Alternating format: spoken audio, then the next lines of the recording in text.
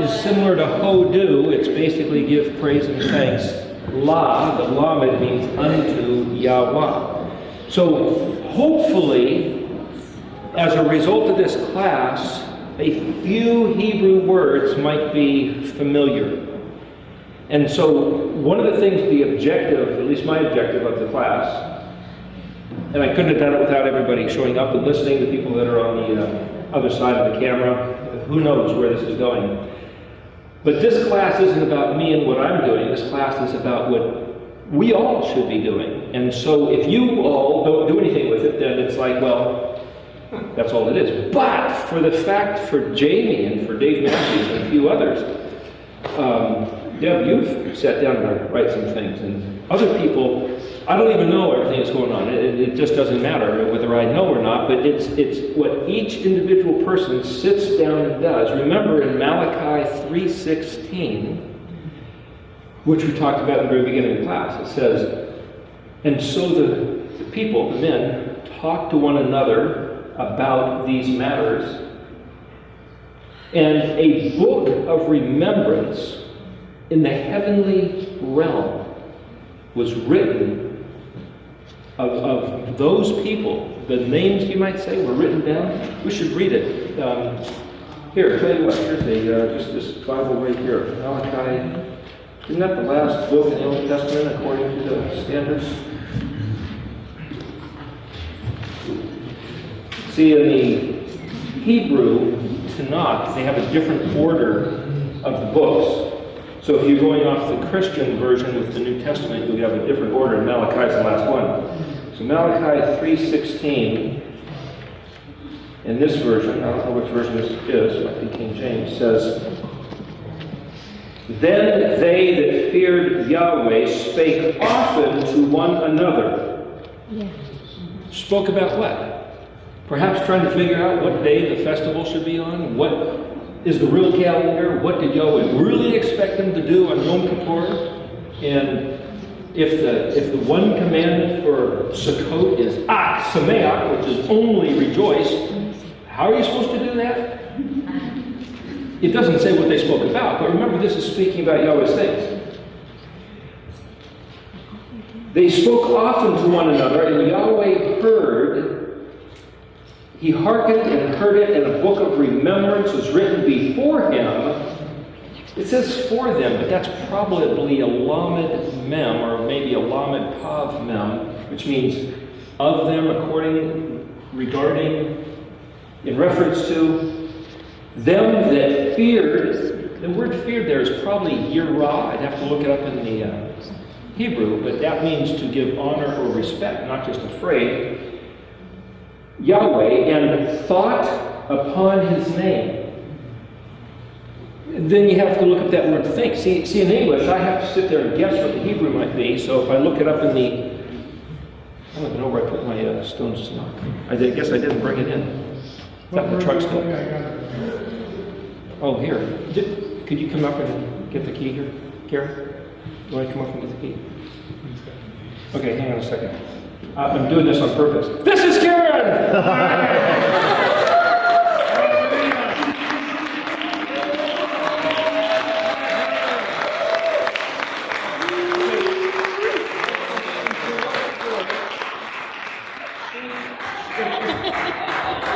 Anybody that looks at the videotapes and it says designed by Kui, this design here was Karen's artistic creation.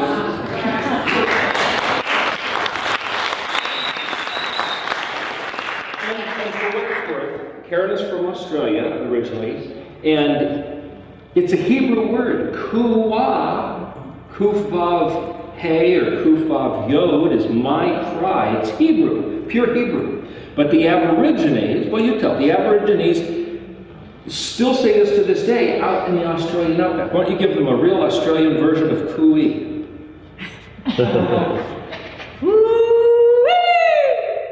That sound, the decibels or however it's done, just echoes across the outback, and it goes so far. They've just done that. But it's like, but that is the word in Hebrew for Yahweh saying, "This is my cry, my call." So to say it's Kui, by Kui, playing into the Hebrewish, as it were, saying this Nun Sonic as this banner, this emblem of this class, like Jamie had it on his, doesn't have it on today. But it's basically, this is Yahweh's call, because the letter Kuf, remember, like the pillar of fire, pillar of smoke, also means to call, to summon, to assemble, to collect and gather, which is like all the letters gathered around the Nun Sonic, because every letter speaks of the Mashiach, Yeshua. And he said, if I be lifted up, I will draw all men unto me. And so the Nun Samic represents the letters of the living one on the support structure, or the lit menorah, of Nun being energized, and the Samic being similar to the letter that's the equivalent of the menorah in the Mishkan pattern. And so the idea of the lit menorah, if you can look at the lit menorah and picture, well, that's like Yeshua being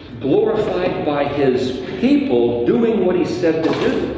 The two houses of Israel, the right-hand side, the left-hand side. So all this is Kui. I mean, all these things play in. So the more you know, the more hopefully you can appreciate not only reading Hebrew, but appreciate those subtle things we tried to incorporate in some of the artwork. So, thank you. I'm freaking you to come out.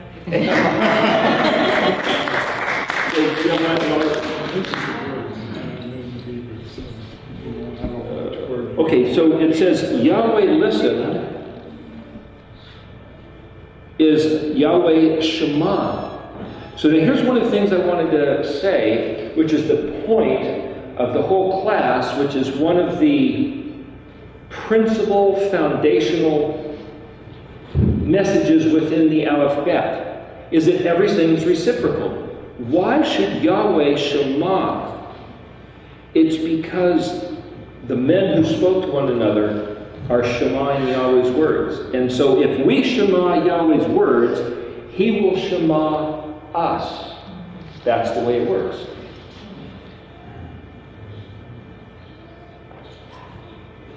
And he heard it, which would be Yerah, and the Lord listened. I'm not sure if they have this line by line or not, but it almost looks like it's a Zakar, which would be a remembered, La Pene, which would be that's actually the book of remembrance written before his face.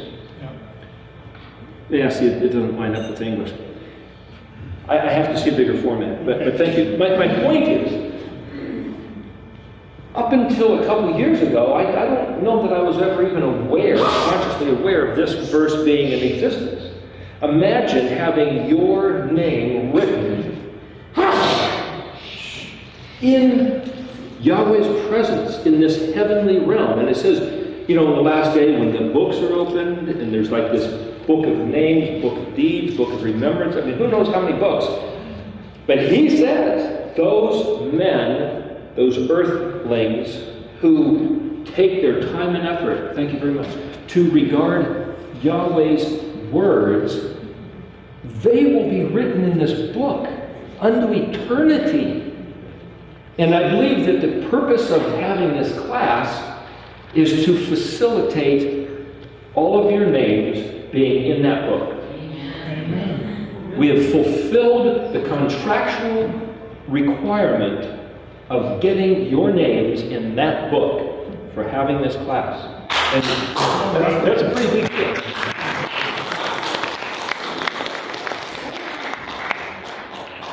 So now, if the letter Sheen, which because we had a couple breaks, because Jamie and Israel and all, we had a few weeks off. But at the letter Sheen, I handed out this 12 by 20 or so, and it had these words. And then there was 3 supplemental pages which had the definitions of these words, where each word was broken down into a number of words. I tried to color code them so that it would be easy reference, and there was a dot in between each one so that each word, hopefully, I didn't take much time to explain it. But then there was also people who speak Hebrew might think I butchered the phoneticization of it, but nevertheless, it was a way to pronounce these words in Hebrew. So I was talking to Jamie, and he says, what was that about? It's like, I guess the point didn't come across very well. But I handed it out. So also these were available, I think I printed up about 50 of them and at a few in the bookstore. We want to make all these things available online so that people can get them if they want. And then Lee and Sarah printed up these shirts with this printed on front. So what this is each one of these are names of Yahweh, and the meaning of the name keyed to the alphabetic letter that it corresponds to in the color, which is keyed to this chart. So if anybody's interested, after Sukkot, because Sukkot's going to be a week, the radio station is going to have like a 10-day Sukkot, and everybody's getting ready for hunkering in for the winter. But we'll continue the class after Sukkot at everybody's convenience, and this will be what the class is about. This chart. And these are all Yahweh's names. And so the objective is to say, as I said before, if you learn how to read Hebrew, you need something to read. And if there's a few words that you can pick up, what are the best words to start with? How about his name? These are all words that are used to describe his Shem, which is his name, but it's not just name, remember. It's not like Joe Schmo, because, and I'm saying this to explain something in the chart. Why does that say that? Joe Schmo, oh, what's his name? Well, see, in English, if you don't know somebody's name and you say, oh, he's just some old Joe Schmo. And I remember hearing Marty Guest singing a Hebrew song, and part of it said, some old Schmo like I am, and I thought, Schmo? Why, the word Shem means, in Hebrew, name, fame, renown, reputation, the stuff that you're concerned with, the stuff maybe your occupation, but it's more than your occupation, it's where are you at? And so, Shin Mem with a Vav means his name, so Shmo means his name. And to say, oh, he's just some Shmo, that's kind of a guttural English, but literally it means, well, what's his name? As if, well, it doesn't really matter what his name is. But in English, you see, we have the letter J, and the letter J replaced the letter Yud, but it turned into both an I and a J, which is why in Latin and Greek you have the letter I, and there was no letter J until about 500 years ago, which is why his name couldn't have been either Jehovah or Jesus, because there was no letter J. The letter J was invented, and before sometimes you'd have two I's next to each other. And so for the sake of pronunciation, they'd have one I, or writing even, script-wise, they'd have a short letter I, and then they'd have an elongated I, and that elongated I became the letter J. You can look this stuff up on the internet and find it, or a good dictionary encyclopedia. So, but the letter J would have been a Yud. Well, then the word Joe would have been a Yud Vav. Well, now we've been discussing what the letters mean.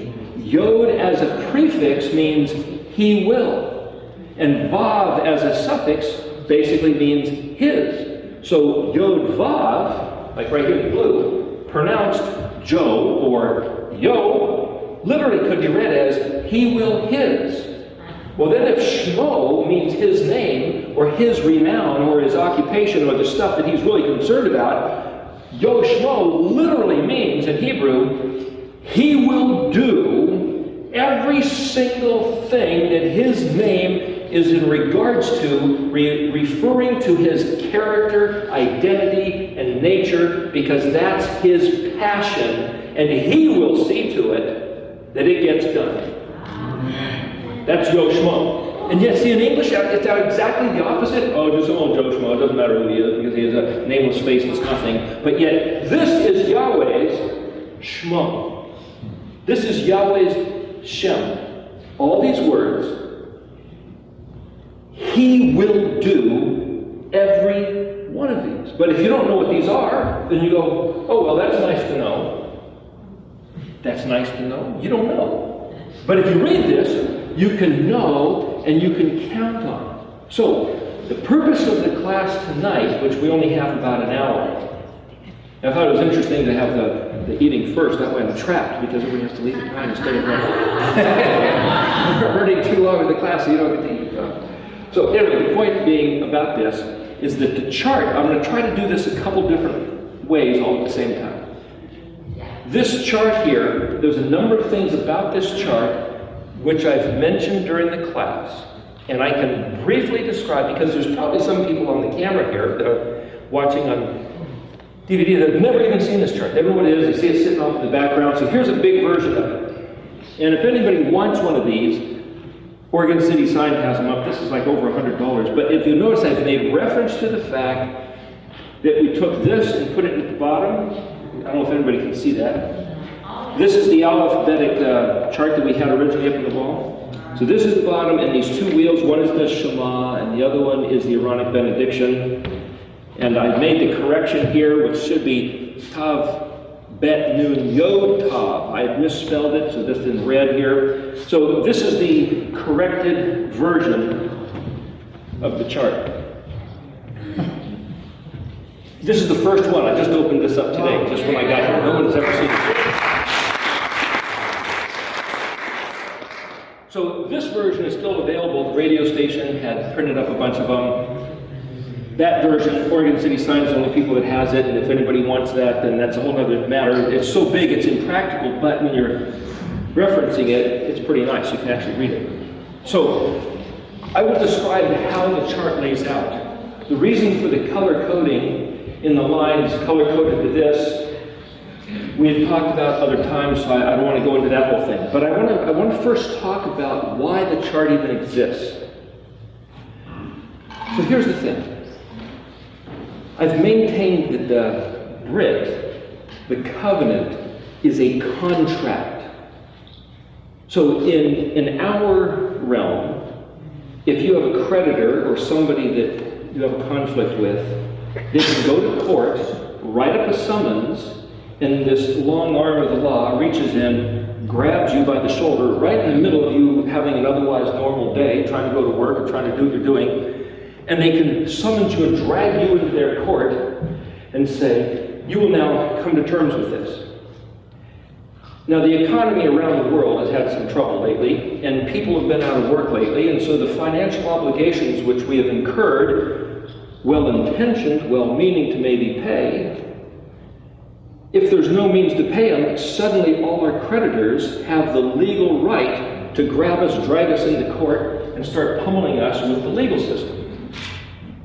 They have that right. Is it merciful? Is it responsible? Is it what ought to be doing to one another? That's another matter. But here's the question, because I had that happen to me, a few different creditors.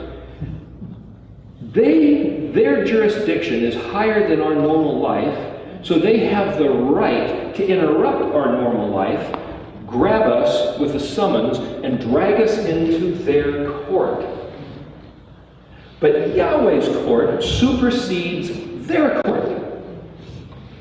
They, the attorneys, the lawyers, the ones who know that system, spend their life focusing in every little detail of words and how to twist words and spin words and manipulate words, invent words, tricking us who was like, oh, what? And they become known as the clerks, the clerics, the clergy, the keepers of the words. You can look up in any dictionary, encyclopedia, you find where all these words come from. However, in Daniel 12, in the position of the Psalmic, it says, the wicked will do wickedly, it's down here in the last line, and none of the wicked will understand. But the righteous will understand. Now wait a minute, the righteous will understand is in the position of the pay. None of the wicked will understand is in the position of the ayin, and the wicked will do wickedly, being the antithesis of doing righteously, is in the position of the Psalmic ayin pay. And you go, for the wicked to not understand, is that just somebody saying, oh well, those guys, you know, they just won't take the time to... Or is this an authoritative declaration of Yahweh when he designed the system of the universe and says, this is the way it's going to work. I'm going to say something. And if you do wickedly, I declare hereby, you shall not understand. One word, it'll go right past you. You won't get it. If you choose to regard his words, you will understand. What are the benefits of returning to Torah? Well, if you look at that, it means, so I can understand. Understand what? Well, if you don't return to the Torah, you won't even understand what there is to understand. And it'll all seem like,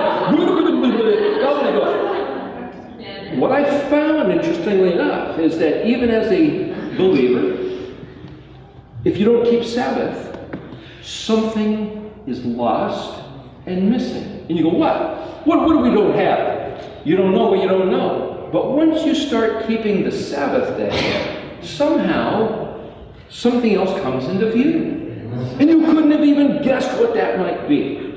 And so you can say, oh, well, nobody knows. We can't. We're never supposed to. Yahweh didn't even intend for anybody to keep the instructions. You know, those are the words that keep us from returning to the instructions, that keep us in the dark, that keep us bamboozled, and so befuddled that we don't even know why we would want to. We don't know. Because Yahweh said, the wicked won't understand. And wickedness is not just a matter of doing evil, but it's not doing what he said. It's not regarding his words. The same word for evil, bad, and wicked, which is spelled resh ayin,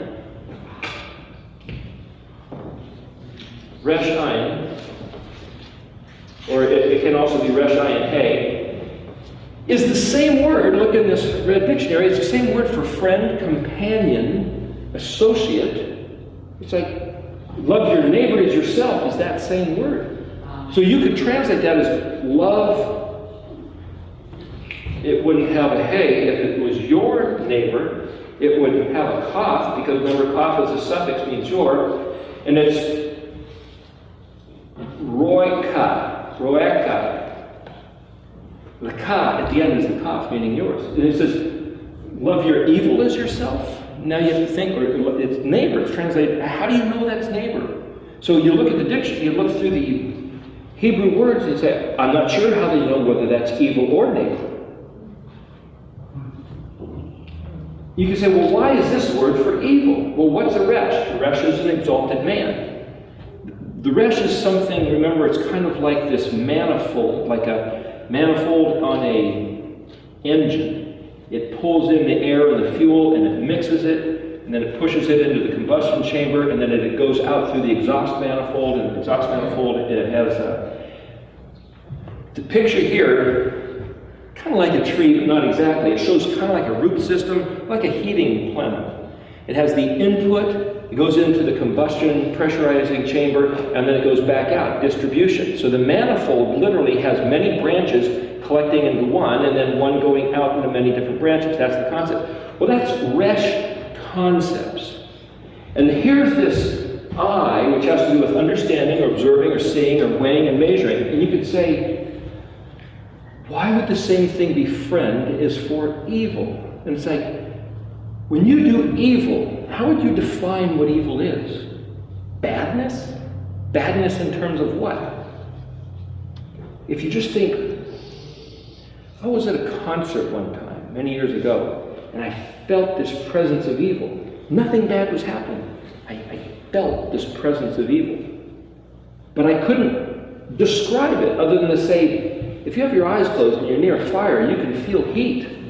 Describe what that heat is. Well, it's hot. No, that's the same word. How do you describe heat? Well, you can't, really. Close your eyes and describe the color red to somebody. How do you do it? You know red, but you can't describe red. You can't describe. Okay, but you'll know evil when you see it because it's what you do to one another. So there's something about this spirit of evil, but on the other hand, evil is what you do, input and output, regarding when you see your neighbor. If you help your neighbor, that's not evil. When you harm your neighbor, that's evil. Evil. When you harm or do maliciousness, or you intend to sabotage him, that's evil. So if there's any mysterious thing about, gee, what's really evil, it's doing bad stuff to your neighbor. So if you look at these words and you try to make these connections, it's like, oh, okay. But here's this notion of this court of law. And just sit there and say, I'm gonna go through this alphabet chart. I'll basically in a few minutes tell you how it's broken up. I've done this before.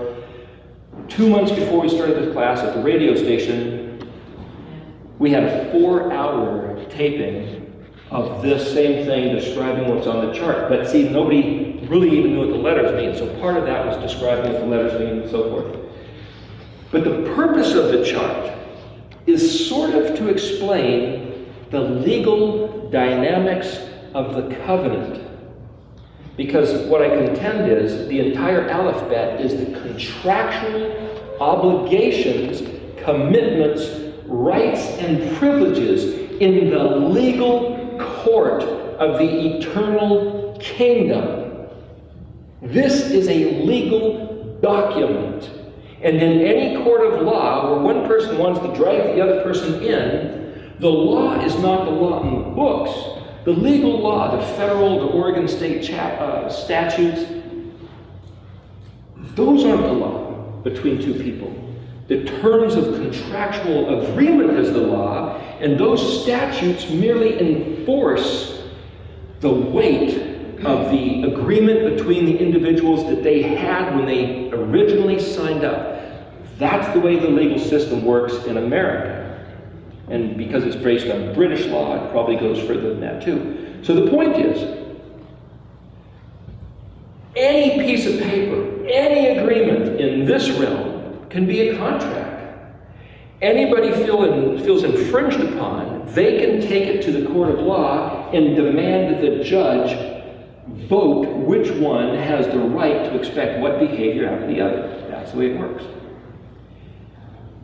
If this alphabet is the contractual agreement between Yahweh and Israel, Yahweh has the right to behave according to what these letters mean, and if anybody wants to be his people, and they go, what are you doing? Why don't you do this? Why did you do that? He's behaving according to the contract.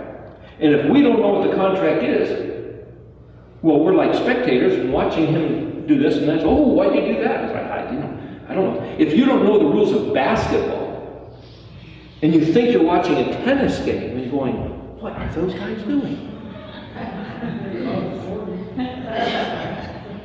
You'll be completely bewildered trying to make sense of how they're running. Or you think you're watching rugby, and you're actually watching soccer. The same difference. I mean, maybe played similarly, but it's like, what? How would you put it all together? So we can spend our life sitting here trying to figure out why Yahweh's doing what he's doing, or we can read these words and realize he's doing exactly what he said he'd do.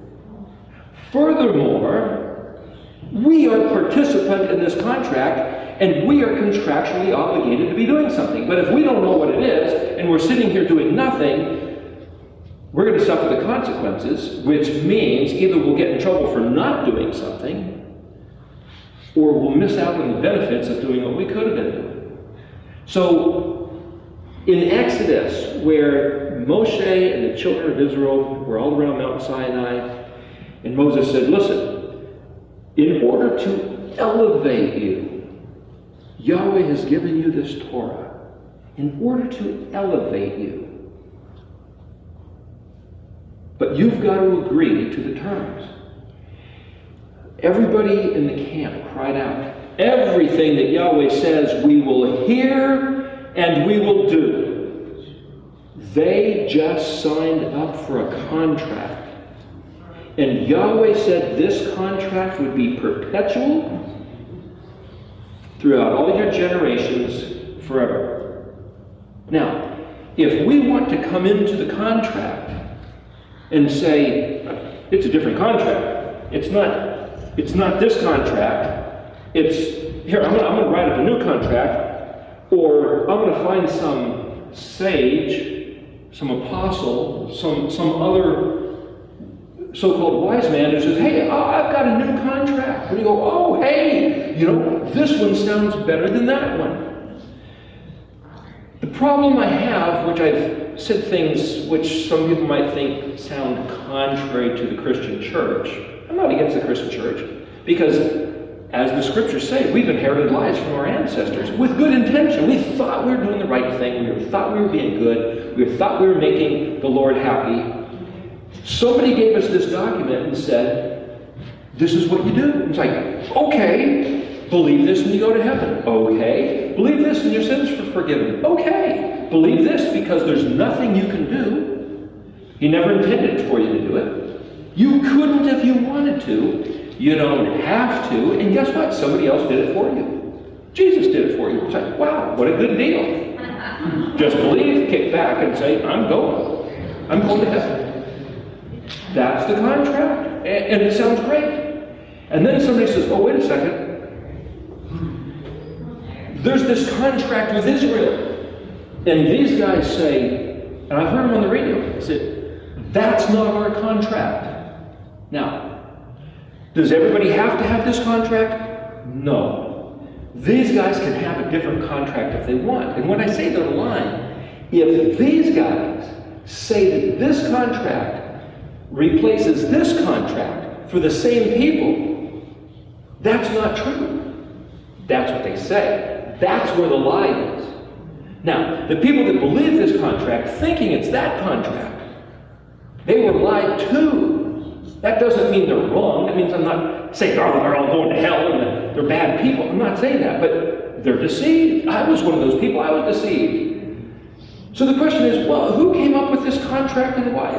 It doesn't matter. Because part of this contract says, what Yahweh said in His Word, in the Torah, He says, I get to write the contract. You guys simply choose to agree. And because I write the contract, I'm going to list it out and hand it to you guys and say, do you guys want to agree with this or not? If you choose to agree, sign here. Sign up and it's done. Down at the bottom, there's a top, there's an X, you sign up. The last line down here, sign it. Do you sign up to all these terms? And if you do, that's the deal. You're welcome to consider the terms of the contract and say, no thank you. You can invent this other contract here or any number of 100 different ones. That doesn't make them true, that doesn't make them valid, nor does it mean that the guy who made that contract is now obligated contractually and legally in the court of the Malchut Olam, which is the heavenly kingdom, to back this contract, because who knows whether he's behind it or not, especially if it contradicts what these terms are. Well, how will you know? The only way you'll know is to find out what these terms are. Now, I keep pointing to the alphabet here as if it's clearly and obviously what the terms are. But because we don't read Hebrew and we don't know what these things mean, it's clearly and obviously not clear and obvious. So the purpose of this chart is to offer a proof, like a theorem, a hypothesis. You might say kind of like a philosophical reasoning or a mathematical theorem where you try to make a statement. And how do you prove mathematically that the two sides, the legs of an isosceles triangle, actually are equal? You say, oh, it's obvious they're equal. No. How do you prove it as a theorem? That's a basic problem-solving equation, you might say, in a geometry class. Okay. You have to learn how to do that, and then you get graded, and you take a test, and so on. The theorem here is these letters represent the covenant, the contract that Yahweh has with Israel. Now, where's the proof? The purpose of the class is to say if these letters can be proven to be the contract with Yahweh, then it means a couple things. First of all, any other contracts which disagree with it are null and void when it comes to the relationship with Israel. Now, if somebody else can prove that they have another terms of dealing with him, they can't invalidate this contract if it's forever. All they can say is, we've got a new deal with him, which is why I use the story. If you have a deal with your wife as a prenuptial agreement, the ketubah, which is the Ten Commandments, that's one thing. And now if you have another contract with the paper boy, that's another thing. But there's no similarity in the relationship between the one you have with your wife and the one you have with the paper boy. So if somebody else has a different deal that they can make up with their contract, and they're going to rest their hope for eternity on that contract, they might want to make sure that they were told the truth. And like I say, if the contract is with the paper boy, that's one thing. But if they were told and they have the expectation that it has actually replaced this contract, they might want to look a little closer. Because when I looked closer, I became convinced, based on this information, that this is the real, valid, lasting contract which yet remains. But part of the terms of this contract is that Yahweh said, here's the way it's going to work, Israel. Because this is between Yahweh and Israel. How do I know that? There's a line right here, which is the bottom of the pastel colors, And now, besides everything else here, this is kind of a soft way to read what it is. It says in the Aleph position, this is me. Well, in a contract, it says, I'm the guy writing up the paper, so this is me. And you're the one I'm giving it to, so that's you. And in the bet position, it says, this is you to whom it may concern.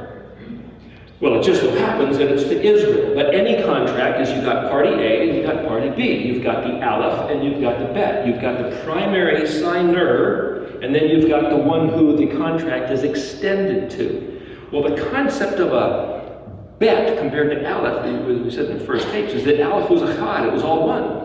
And Yahweh, in choosing to be a being with a relationship, had to make an other.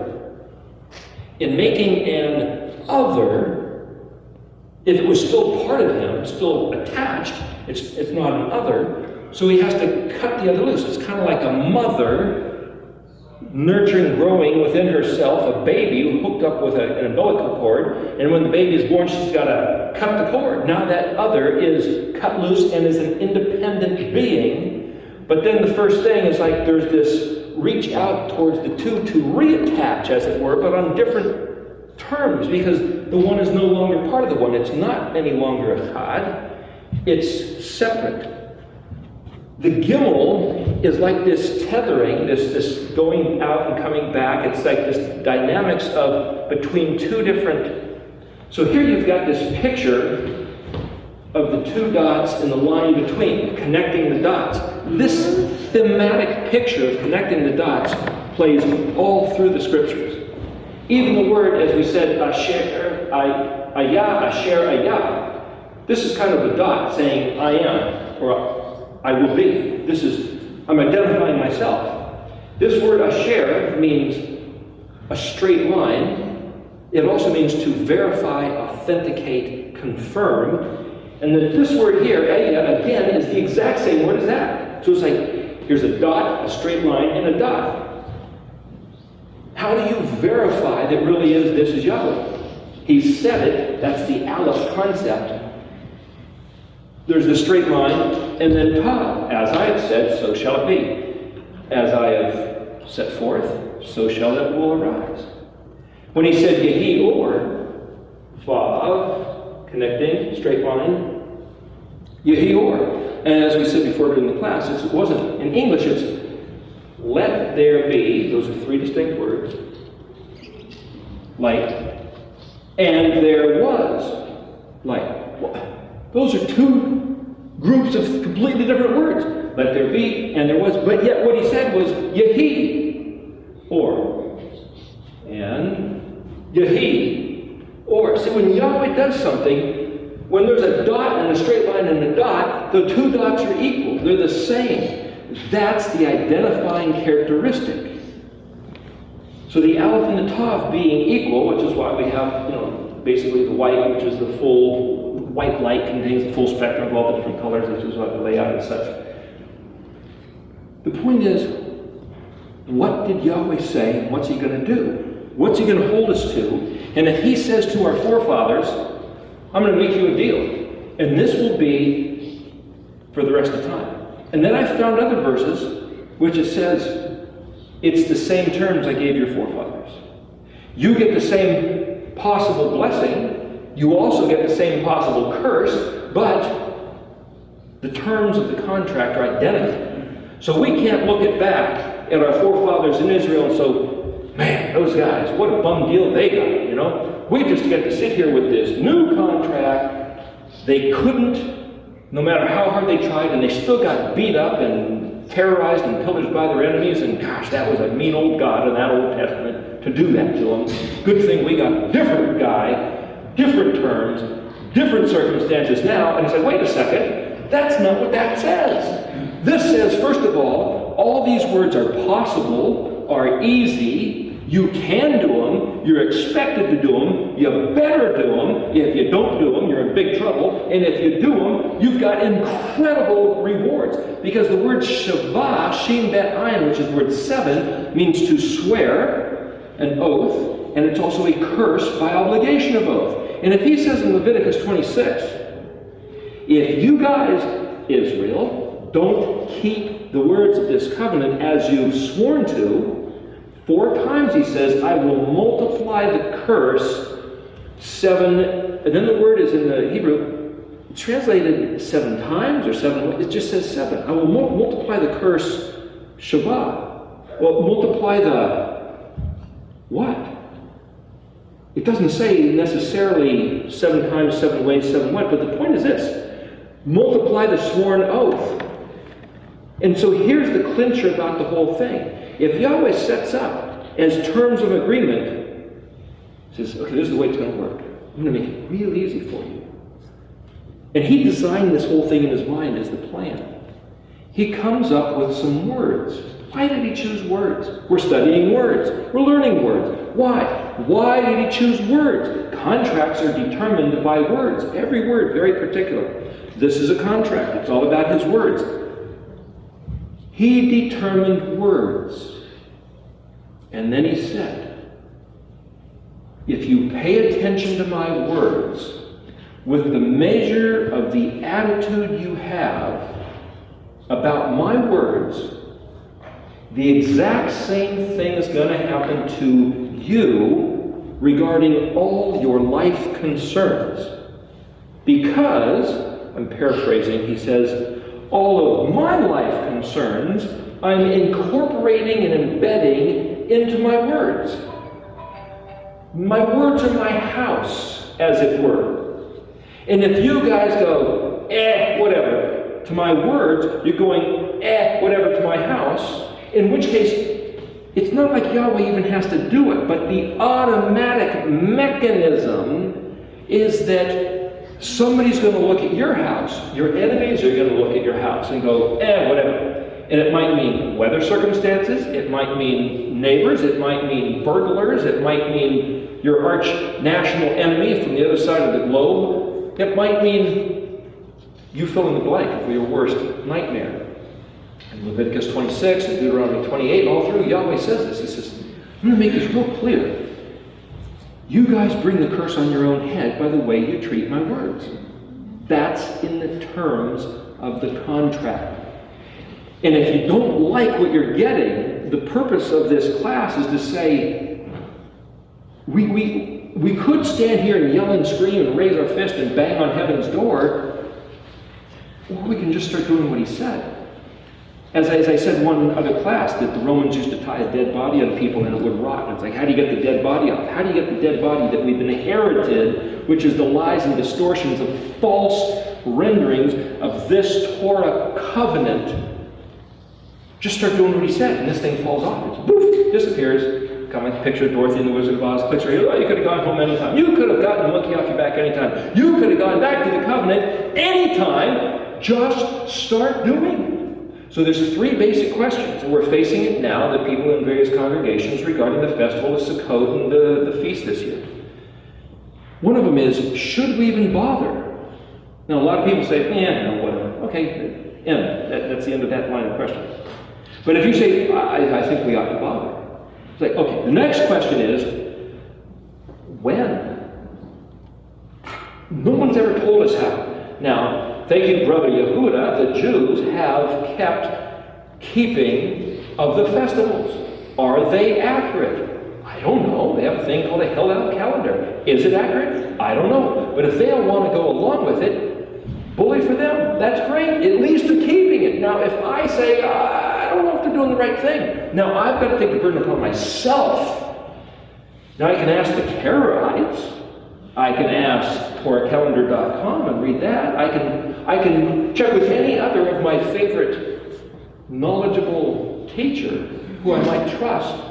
Or I could take the burden on myself to sit here and learn these words and then read the scriptures and say, what did Yahweh say?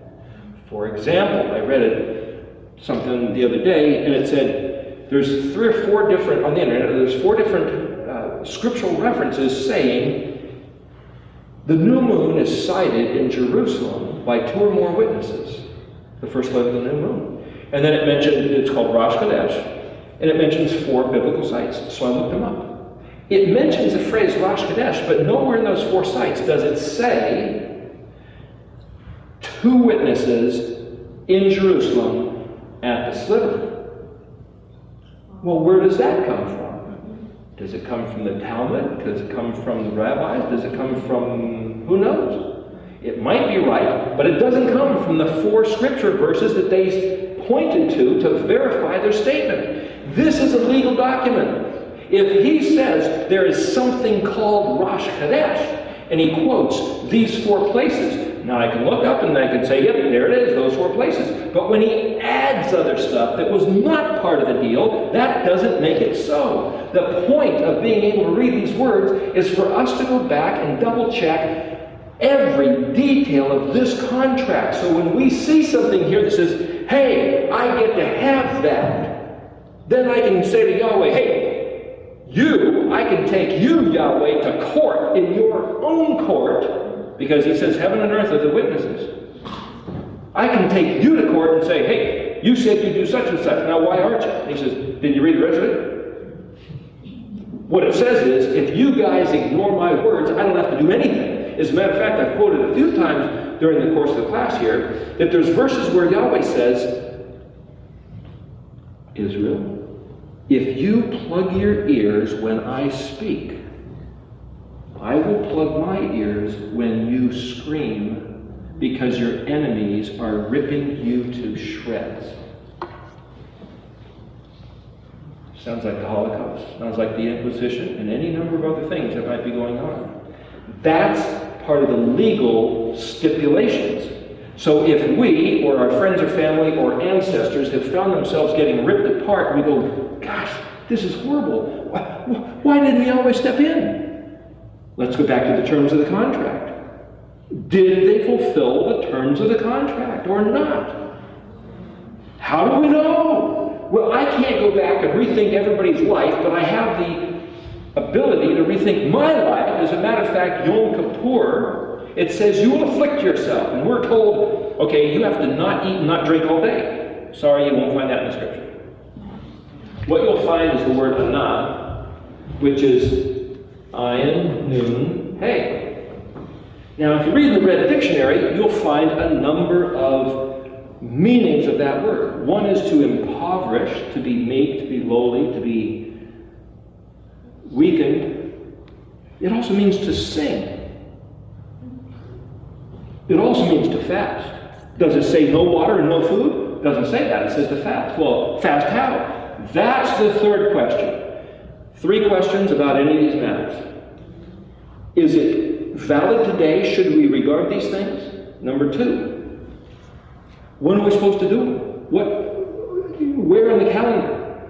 And the third question is, okay, if we figured that out, at least enough to give it a go, how? What are we supposed to do? Well, you see, ayin means basically to look at, to regard, to consider, to weigh, to measure, to evaluate, to look deep into.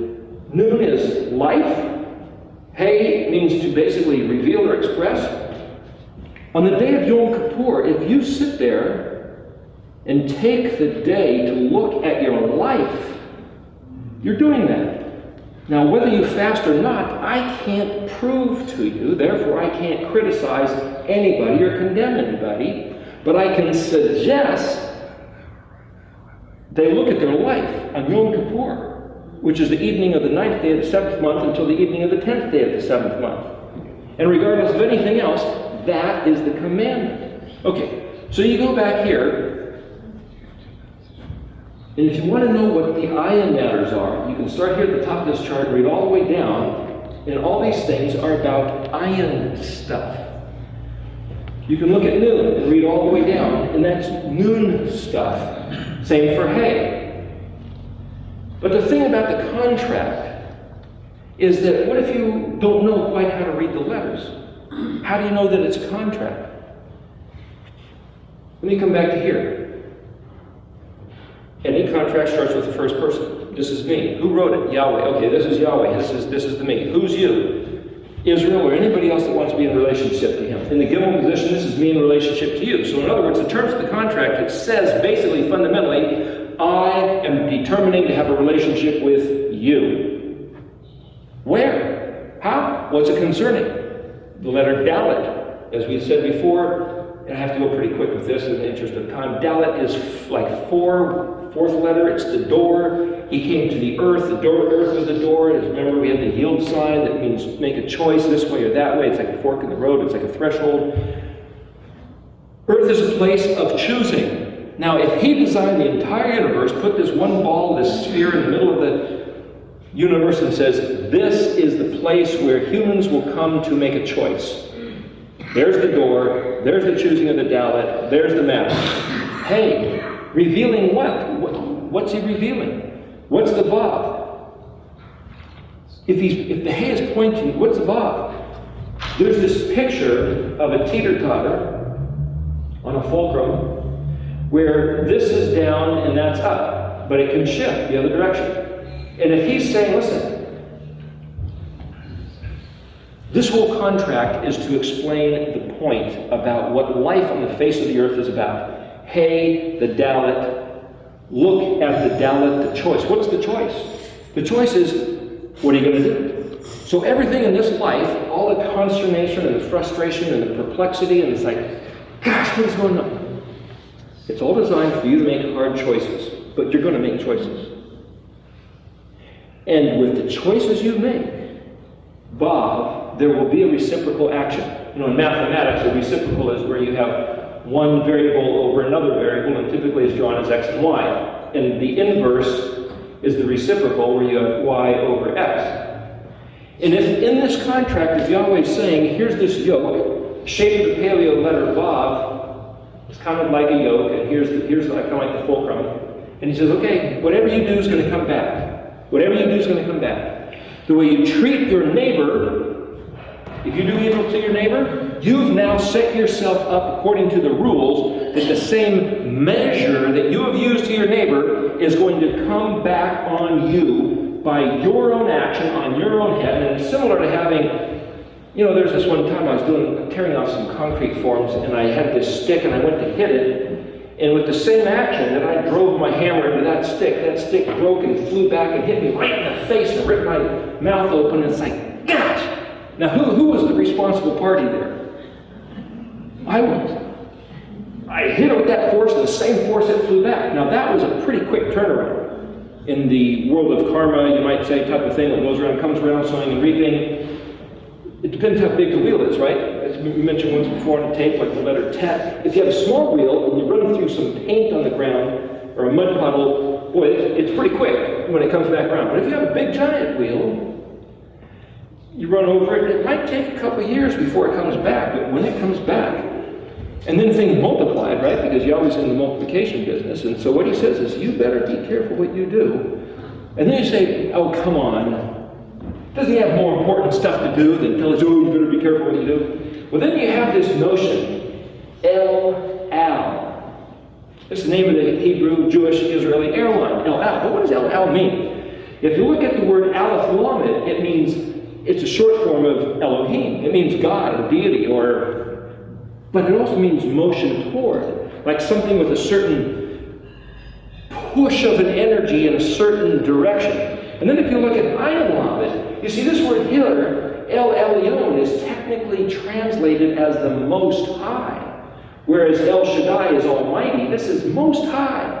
So the reason this is in the Aleph position is because that's like, I am what I am, I will be what I will be. That's like the one who figured out the plan and do anything that's an expression of the plan. But having then incorporated into reality, betness, physical substance, at the top of all that's made, now when you have something at the top, it's in reference to other things. That's why Most High is in the Most High position. But you see, that's something made because it's a reference to substance, not esoteric ether, like I am that I am, or I will be what I will be. You understand? So each line has a certain thinking going to it. But in the following class, after Sukkot, we'll get into each one of these, just to tell you. But El-Al, what's simply Ayin Lamed?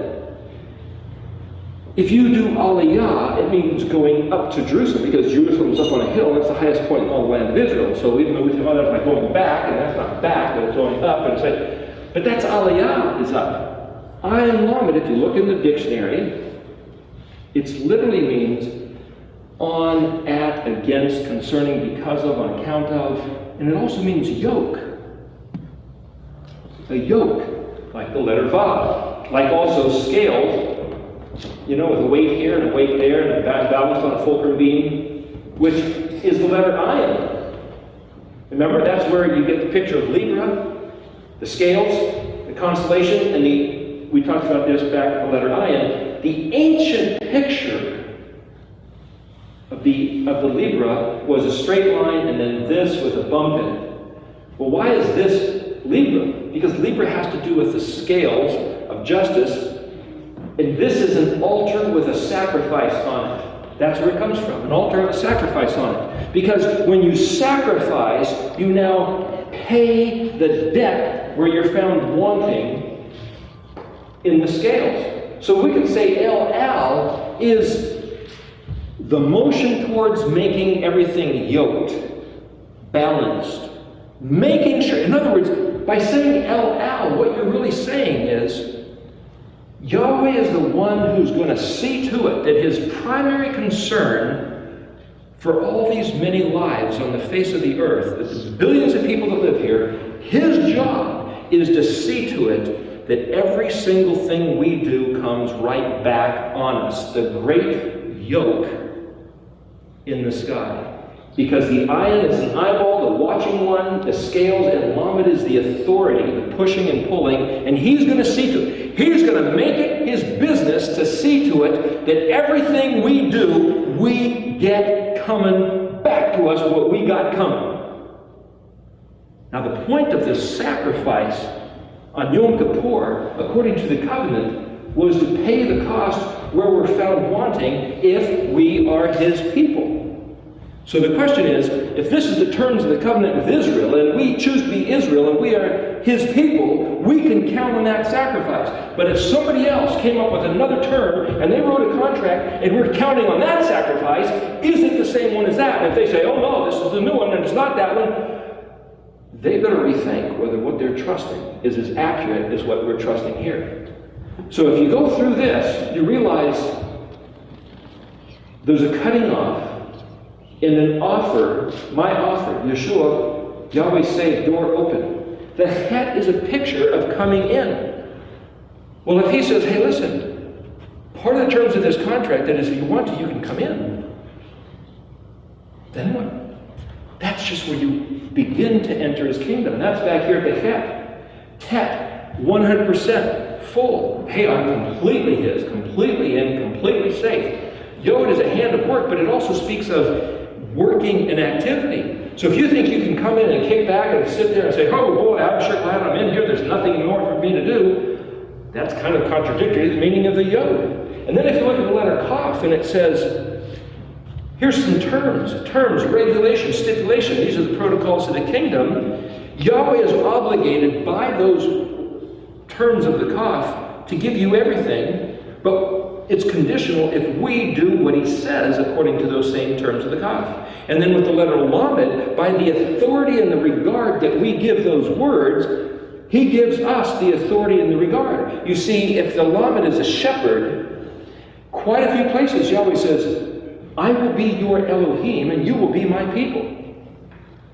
If he gives us his hand to eat from, we being his people will eat from his hand, and that will also be our covering, because the kaf is this and it's also that. That's why kippur, the covering, the kippah is the hat, the covering. If we want to eat from his hand, he'll cover us. Kind of like a picture of those two hands that we showed a few weeks ago. If we eat from his hand, he will cover us. If we won't eat from his hand, he is legally entitled to not cover us. So if we have a different contract that says, oh, we don't have to eat these things from your hand, does he have another hand offering other people other terms? Maybe the paper boy, but is it the same as his spouse? The authority of the shepherd, he says, I will be your Elohim and you will be my people. If we choose to be his people according to his terms, he now has a contractual obligation to be the shepherd. If he says in the position of the mem and nun, you need to nurture with warm affection my words to get the blessing. The reciprocal promise is he will nurture us with warm affection. It's exactly the same. So if we sit there and say, yeah, but we have a contract, somebody told me about a contract that says, I don't need warm affection regarding his Torah. I can despise it. I can spit it out. I can ignore it and reject it. Maybe they were lied to. And if they were truly lied to, then what's happening by them despising it, spitting it out, having a distaste for it, not having warm affection for it, is that unbeknownst to them, they have set themselves up for the terms of relationship with Yahweh himself to be treated the exact same way. Spit out, despised, and no warm affection. And they could say, yeah, but I believe differently. It doesn't matter what you believe. It's the terms of the covenant. The terms of the contractual agreement. The reason for us to come back to the terms of this covenant is so that we can finally figure out what we're supposed to be doing, so that we can do it, so that we can have all the benefits. And the whole notion of the sevenfold curse, the reciprocal is a sevenfold blessing.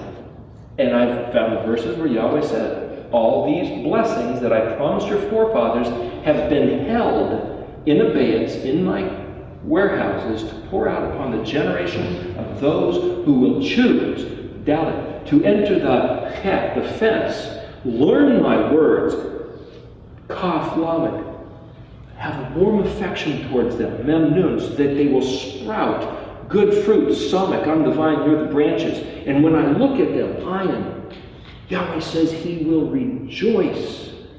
We talked about last week. Yahweh will rejoice to see his people regarding his words at his mouth, the pay. And then the picture of the Zadi is the sprouting back into life, like Aaron's rod that budded, sprouting the dead stick, living. Kuf Reshin Tav, Kuf is after this. That's a picture of the later on, when Resh, our exalted Elion, comes back. We see him face to face. Sheen, he gives the rewards that he promised, the ornamentation, the Adar, that letter we talked about last week, Aleph, Dalet, Resh. But some will end up being thrown into the fire. And Tav, he says, just like I said, just like I proposed in Aleph, everything's accomplished, that you'll see it to be so. So if we look at these things, this is the Mishkan pattern. If you line up these letters, this is Daniel 12. If you read these words and you get a concept of what these letters mean, I'll go through Daniel 12 real quick. We've only got a couple minutes left here. The Aleph concept of the plan. Daniel, hide the words of the book until the time of the end. In the bet position, there's something locked up there, and it says, many shall run to and fro, and knowledge shall increase. Running to and fro what? Looking for what's been locked up. Gimel. Gimel goes back and forth. Daniel said, I looked, I saw one on this side of the river, and one on that side of the river. That's like this back and forth, this inference. And they looked at one above the waters of the river, clothed in white linen. That's in the Dalet position. The one above the white. Now we say, well, look at the book of Revelation. The only one who's worthy of being clothed in white linen is the Mashiach. The Messiah is Yeshua. And he's the one above all the waters, and all the waters are generally regarded prophetically as people. He looks at the one above the waters of the river. Now, if that's the Mashiach, he says, hey, calling for revelation, how long to the end of these wonders? And this one, the Dalet position, now in the Vav position, because hey is the fifth letter, now that's in the fifth position, now it's the sixth position, which is Vav. He held up his right hand and his left hand. That's the paleo letter Vav. And Vav is a man. So here's the man in the Vav position, or it's the same as the Dalet position, and it says he swore by him who lives forever.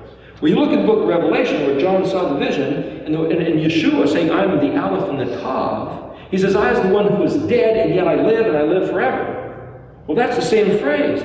The Vav man Zion, this Yeshua, the Mashiach, the Dalet man, who came, he even said, I am the Dalet, I'm the door, who's now also compared with the Vav, who was Zion. So Zion is the letter which was cut off, put to death, outside the Chet, the next letter, and it says he'll be for times and half the time. What I'm saying is that, because we're at the end here of what we can do, if you look at each one of these lines and you realize each one of them like cogs on a wheel, click, click, click, each phrase lines up with each letter of the alphabet. And if you study these things and you look at these things and you realize I've got Exodus 20, Jeremiah 31, and Daniel 12. Exodus 20 is the Ten Commandments. Jeremiah 31 is the so-called New Covenant. And if you look at the things that are in those positions and try to think, why does each one of those fit with these letters? What you realize is that the terms of the covenant are quite simply, I'm the creator. You can be my bride, my woman, my wife, my people. Choose to come into my kingdom. That's the het, that's the Mishkan people. Learn my instructions. That's the kavlamet of the altar sacrifice. Nurture them within you. That's the labor.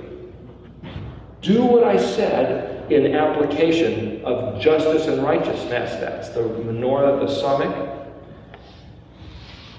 What you do will be weighed and measured, determined and measured back to you. That's the ayin.